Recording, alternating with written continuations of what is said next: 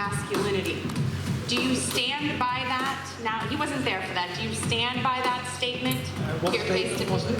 I'm not familiar with it. You referred to him as a P word, a female anatomy, a slang piece of female anatomy, I guess is a better way to put it. I can't say that on here. You can say it.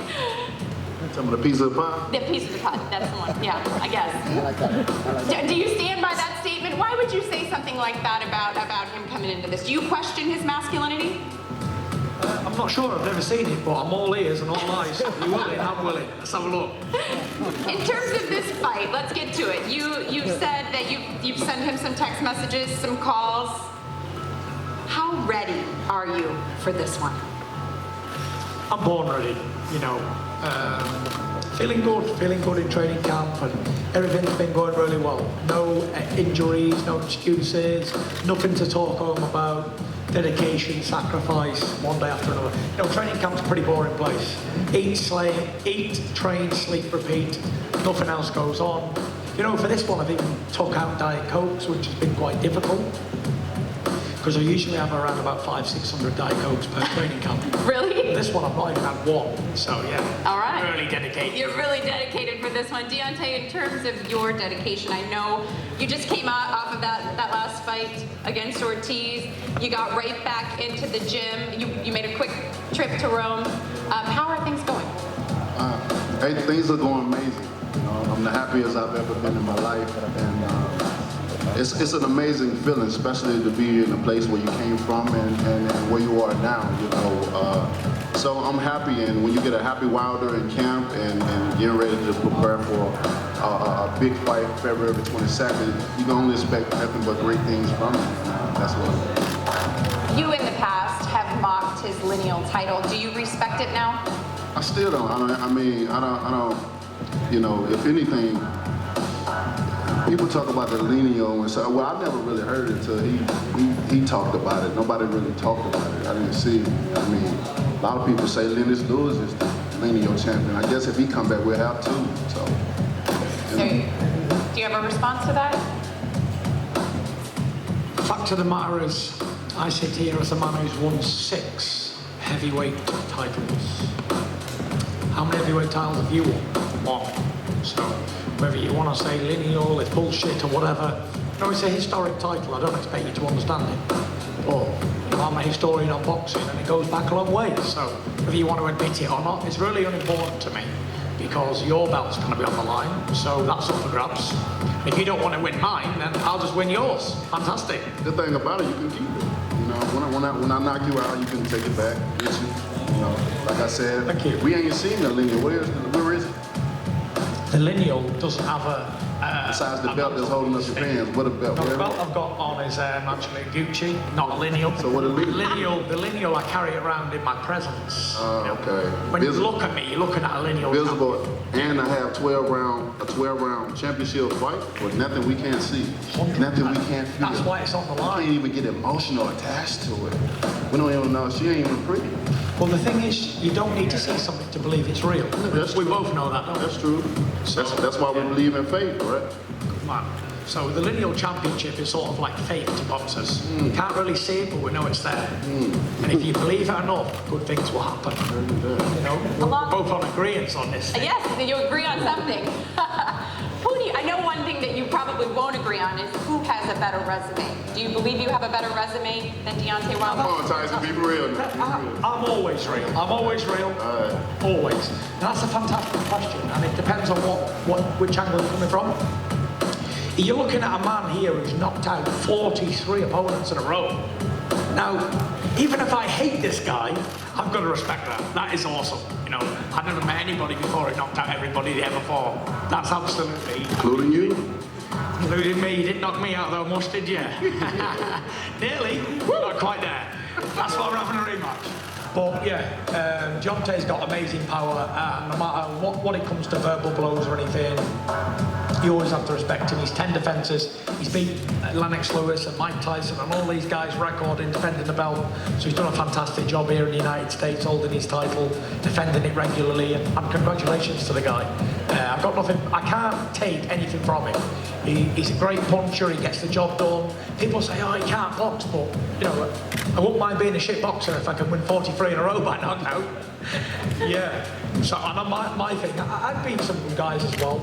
I beat obviously a long-reigning champion in Klitschko. Some people say it wasn't the most exciting fight, but at the end of the day, it was about winning and getting a victory for me. That's all that mattered, was victory on these big occasions. And I beat a few other contenders along the way as well, 29 of them to be precise.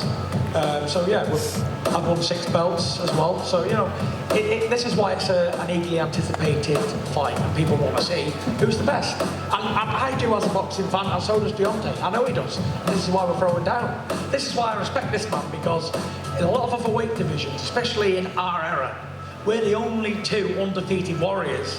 We turned pro at the same time. We're still undefeated at the same time. And we're going to put it all on the line yet again for the fans. The fans are the only real winners here. In the last press conference, and I agree with you on that statement, the fans are an incredible winner in this. When you want to purchase this pay-per-view, it's going to be incredible. In the last press conference, you said that you will knock him out in 2 rounds. Do you stand by that statement? I stand by that statement wholeheartedly. The first fight, I wanted to go in there and use my boxing skills and outboxing. It didn't work. No matter what people want to say, people say to me, oh, you boxed him well last time, why didn't you do that again? But he didn't win. And I'm about winning, so I class a draw as a loss. And he should too. Does he have the power to knock you out? I don't think so. You know, within these several years of us being in the division, you know, we haven't really seen that display. We've seen a couple of knockouts, but we haven't seen it like a continuance of occurrence, you know, like mine. Did you feel it in the last fight? I didn't. I mean, I still think Tyson had a pillow as fish, but he's a skillful fighter. You know, you can't have it all. People say I don't have skills, but I have the punch. Does he have pillow hands like you really said? That's what I felt at the time. You know what I mean? It's adrenaline rush. All jokes aside, it's adrenaline rush in the ring. You know, so you know we're all brave warriors. You know, we're all gladiators, and that's what we come. The night of the fight to give your guys the best show of your lives. And here you are, you have one of the 2 best heavyweights in the world. We're putting it all on the line. You know what I mean? And I'm excited to be here at this point in time, man. You know, with the strategies that they got coming up with, I just don't know how to take it. You know what I mean? I don't know if they're trying to throw people off the game or you know, come in and try to throw me off. But it's exciting to hear, and I'm looking forward to February 22nd. You most definitely are looking forward to it, that's for sure. In terms of training, you have, and we're talking about power, so I want to go there. You've changed up your training staff, reunited Sugar Hill, brought in Stitch Duran now as your cut man. Why all of those changes? And I did hear Sugar Hill say something about working on power with you. So why did you decide to make that move before this fight? And how does one focus on power? Well, the thing is we're giant heavyweights. I'm 6'9" and I weigh 269 pounds or more. So. Just a little guy. And I've had 20 knockouts out of 29 victories. So, you know, I'm very capable of knocking people out. From what my experience as an experienced campaigner in boxing is, when I fought somebody who had like 4 or 5 knockouts on the record, I thought, oh, this guy can't punch. Walked right through him. I ended up getting dropped by the guy. Yeah, and then I fought old Doc Steelhammer with 60-odd knockouts, and he couldn't knock me out. And I fought him with all these knockouts, and he couldn't knock me out. You know, so when you underestimate another one's power, you usually come unstuck. But I'm happy he thinks I'm a puncher, and it's fantastic, you know. But whether I am or I ain't a great puncher, the statistics don't lie. He's a much bigger puncher than me. One-punch knockout artist, that's what he does. But the thing is I don't believe anybody can match me with heart and determination. I will put my iron will on Deontay Wilder, and we'll see. Listen, it can only go 2 ways. Unless we get a draw again, which I don't want and he don't want. It can only he win or I win. So I'm not afraid to go el mono with the biggest puncher on the planet, biggest puncher in heavyweight boxing. When I knock him out, it's going to look excellent for me, isn't it? Bigger props. You mentioned the eye. You didn't answer my question. Sorry, what was the The question? question was, why did you make the change? Oh, why did I make the change? I felt that I needed to change, and I felt that I needed to get an edge. You know, if anything's going to help me win this fight, that I'm willing. This is not personal between me and these boxing trainers, me and the cut man, me and the nutritionist. It's business. You know, and if I think someone else is going to improve my business, then I'm going to bring them in. And I have. I brought in George Lockhart, the nutritionist. I feel like he's doing something. Well, we'll find out February 22nd. We will. I brought Sugar Hill in. We're working on some stuff in the gym. What else have I done? I brought in Stitch Duran. Obviously, I got a massive cut in my last fight, so Yes. I need someone who's very experienced with the cut game. So yeah, I made a few changes, but I'm still the same OG. Everybody knows me. They know what I'm going to do. They know how I'm going to fight, and they know I'm wearing my heart on my sleeve. So yeah, there's not much that I can hide. It's not smoke and mirrors. I ain't just going to come in there and be boxing like a light welterweight, or all of a sudden come in there like Deontay Wilder. It doesn't happen. Deontay, is that eye a target for you immediately when that bell rings? Everything on his body is a target for me. You know, everything that can be hit, that is formidable for me to hit, I'm gonna hit. Do you think it's a mistake making so many changes in training? For me, you know, when you find a fighter like me, I think so. You know, I'm already unpredictable. You can't train for me anyway. And you bring in so many opinions. You know, everybody wants to be the head man. You have so many guys and so many trainers. Everybody got the remedy. Everybody got the right set of ideas of how to do this and how to do that. And you know, with that, and then I can only imagine how the counter is. You know, so many different chiefs. You know, and but you know, on the other hand, it's never a bad idea to have so many brains in me as well.